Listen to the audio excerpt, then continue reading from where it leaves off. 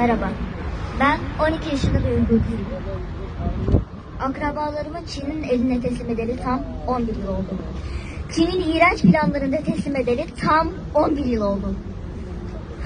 Bir kızın bacaklarını kesip babasına gönderecek kadar faşist ve kansız Çin'in eline teslim edeli tam 11 yıl oldu.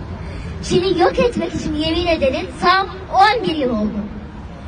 Şunu bilin ki, bizi yok edebilirsiniz ama ruhumuza asla. Bizi susturabilirsiniz ama vicdanımıza asla. Bizi öldürebilirsiniz ama inancımıza asla. Şu an küçümsediğiniz çocuklar size diz çöktürmek için gün bekliyor. Biz asla pes etmeyeceğiz. Bütün dünya affetse bile ne ben ne de bu çocuklar sizi affedecektir. Yer yarılsa bile, gök delirse bile biz teslim olmayacağız.